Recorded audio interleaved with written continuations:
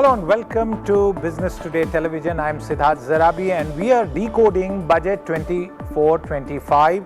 Lots of headlines there, but at this stage, some of the biggest ones include what's been done as far as the fiscal roadmap is concerned, the strategy that has been followed as far as taxation, including capital gains taxation, which has gotten a lot of attention in the markets, and plus, as the fine print emerges, a lot of details that need to be discussed. And joining me now is Rumki Majumdar, Economist with Deloitte India. Rumki, welcome to the show. You have had time to go through the fine print.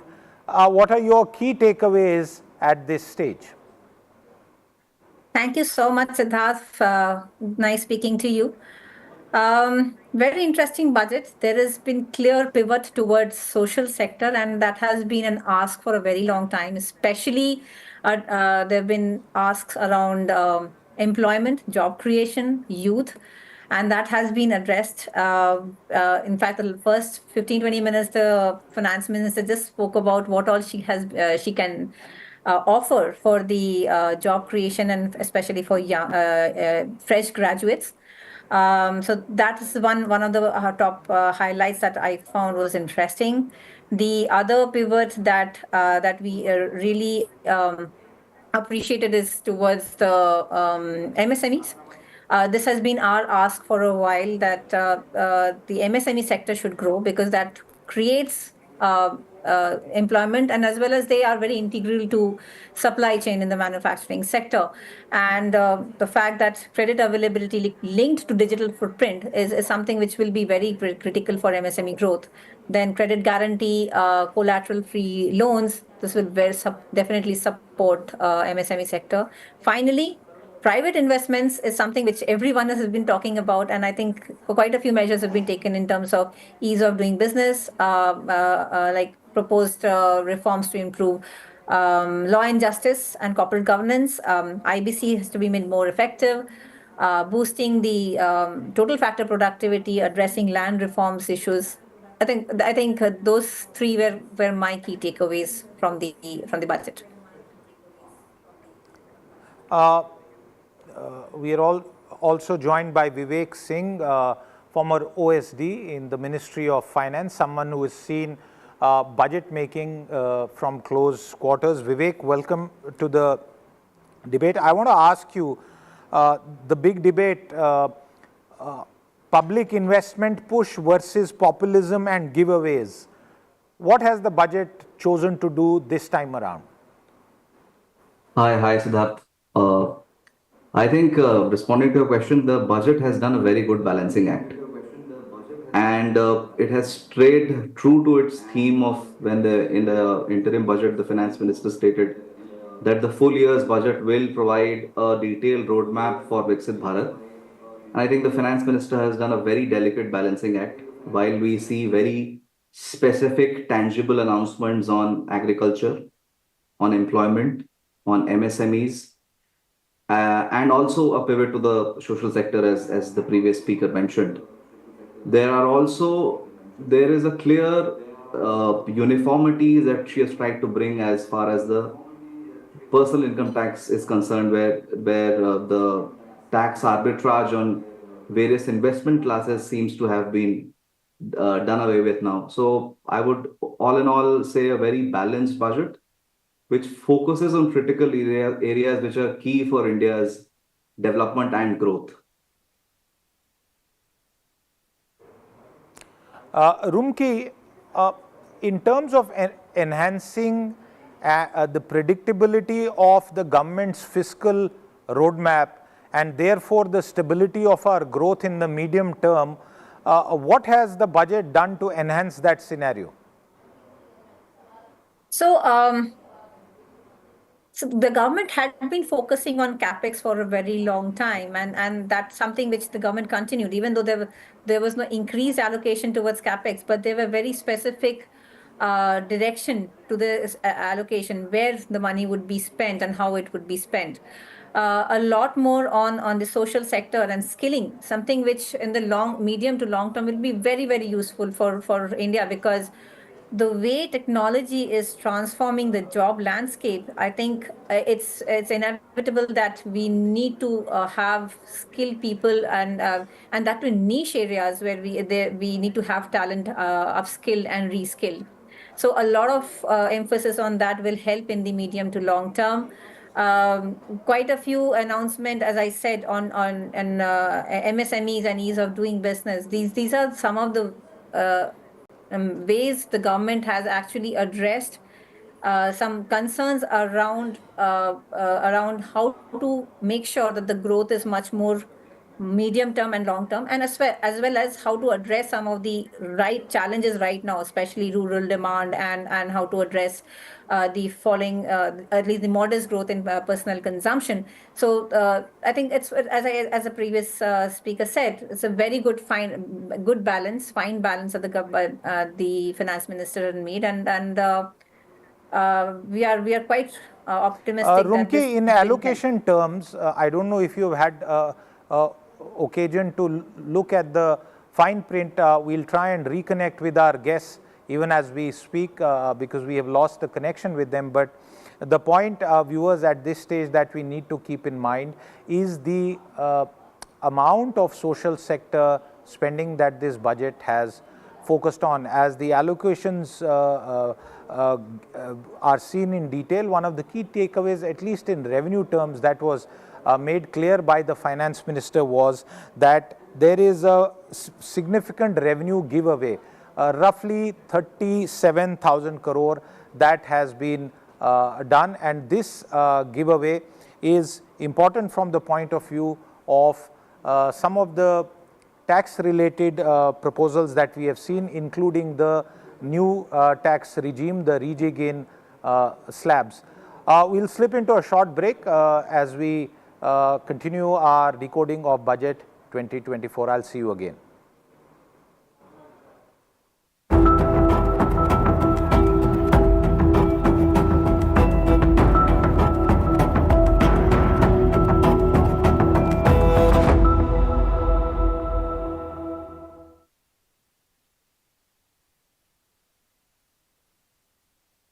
I present the budget for 24-25. Introduction.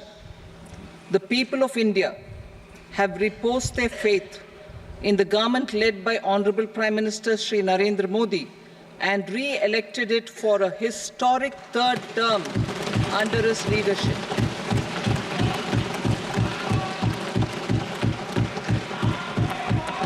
We are grateful for their support, faith, and trust in our policies. We are determined to ensure that all Indians, regardless of religion, caste, gender, and age, make substantial progress in realizing their life goals and aspirations. Global context. The global economy, while performing better than expected, is still in the grip of policy uncertainties. Elevated asset prices, political uncertainties, and shipping disruptions continue to pose significant downside risks for growth and upside risks to inflation. In this context, India's economic growth continues to be the shining exception and will remain so in the years ahead.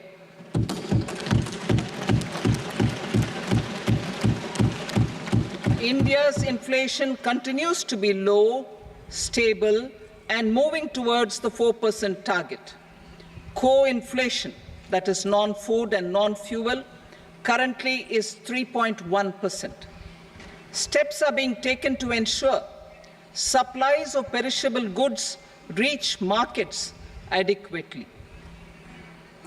Interim budget. As mentioned in the interim budget, we need to focus on 4 major castes, namely the Garib, Mahilaye, Yuva, and Annadata, the poor, women, youth, and the farmer. For Annadata, we announced higher minimum support prices a month ago for all major crops delivering on the promise of at least a 50% margin over costs. Pradhan Mantri Garib Kalyan Anna Yojana was extended for 5 years, benefiting more than 80 crore people. Administrative actions for approval and implementation of various schemes announced in the interim budget are well underway. The required allocations have been made. Budget theme. Turning attention to the full year and beyond in this budget, we particularly focus on employment, skilling, MSMEs, and the middle class. I'm happy to announce the Prime Minister's package of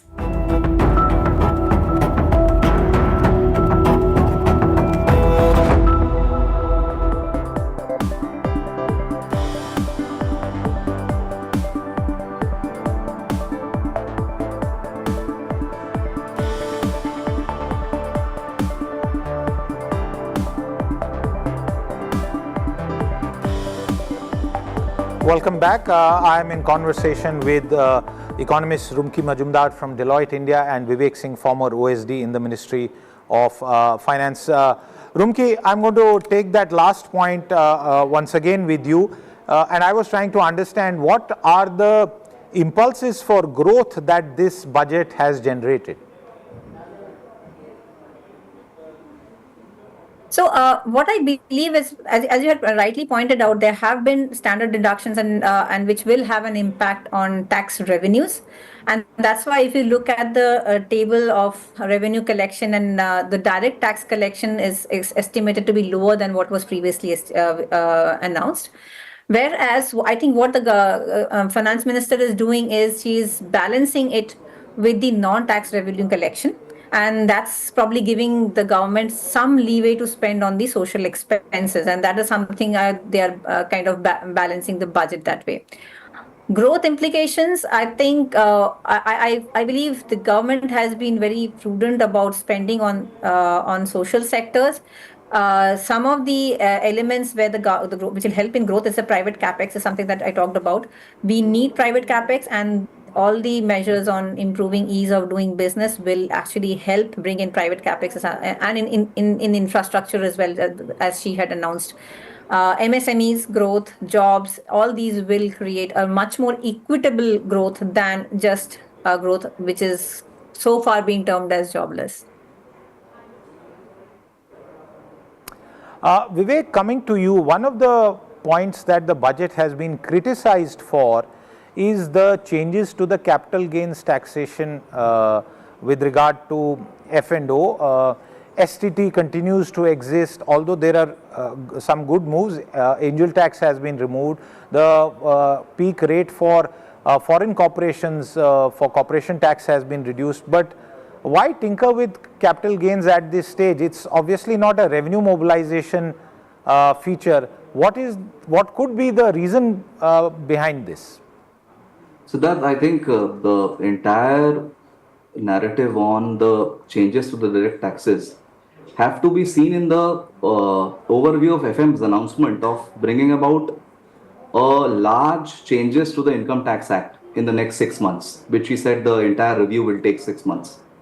And as far as the announcement on the increase in LTCG is concerned, I think globally, if we look at it, India still had one of the lowest LTCG rates, and there were concerns from various quarters on the quantity of F&O trading in India.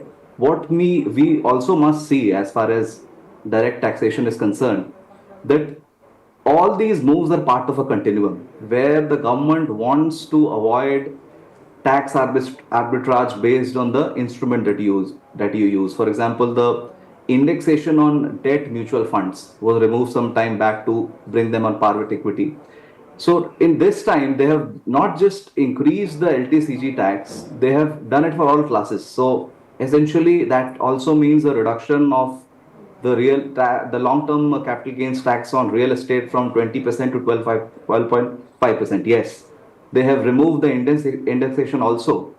But I think overall, if we look at the kind of gains that real estate has seen in India, my personal calculations tell me that most of the people investing in real estate will actually benefit from it.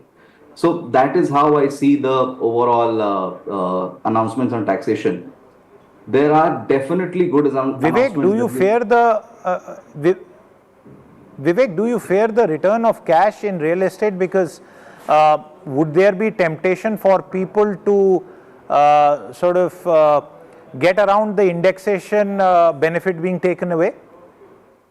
As I said, the jury is out whether the indexation benefit being taken away and the reduction from 20 to 12.5, whether on which side it will benefit.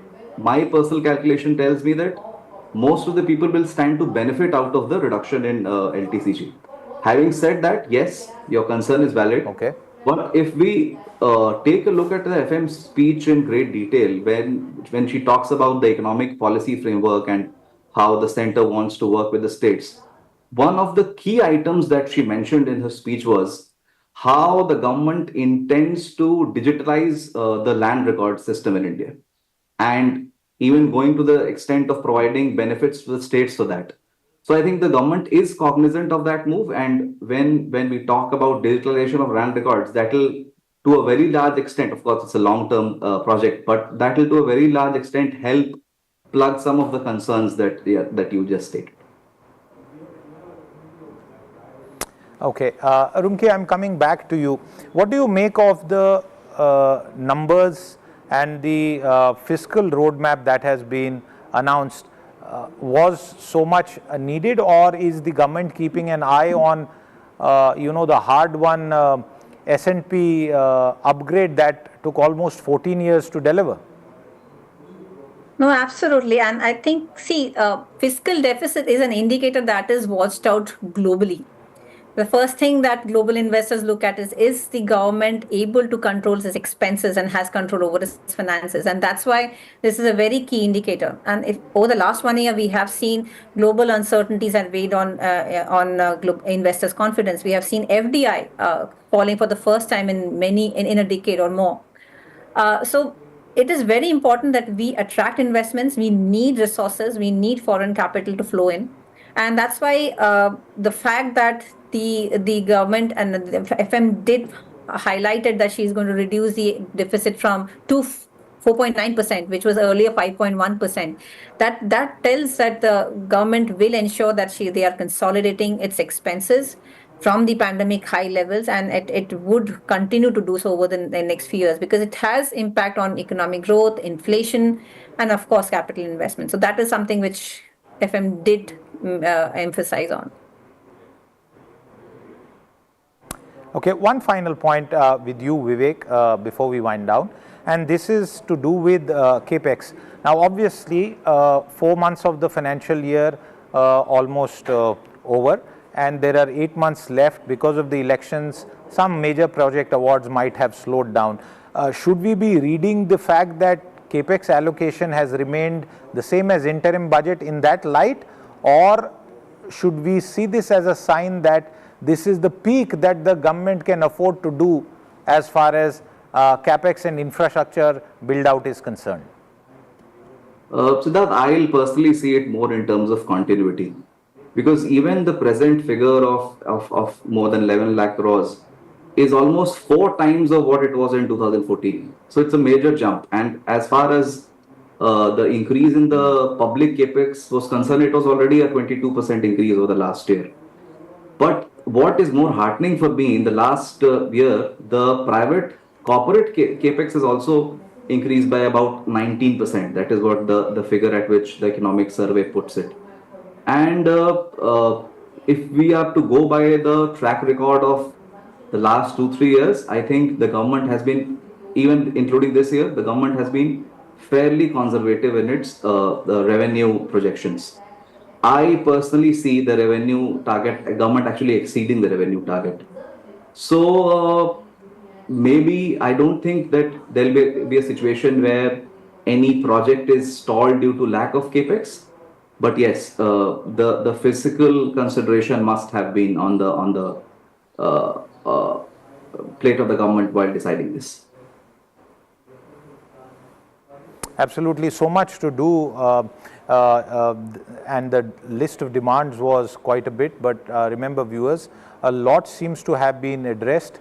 Some of those points that the economic survey, for instance, made are reflected in the budget, and the budget has also gone beyond many of the expectations. As the days go ahead, the fine print will be more closely dissected. For now, I'm going to thank Rumki Majumdar and Vivek Singh for their time with us here today. We will stop programming here because we'll come back in just a bit from now as the budget makers, the finance secretaries, the chairman of the two tax bodies start coming in to give their point of view on this union budget exercise. I'll see you again in just a short while from now. Until then, goodbye.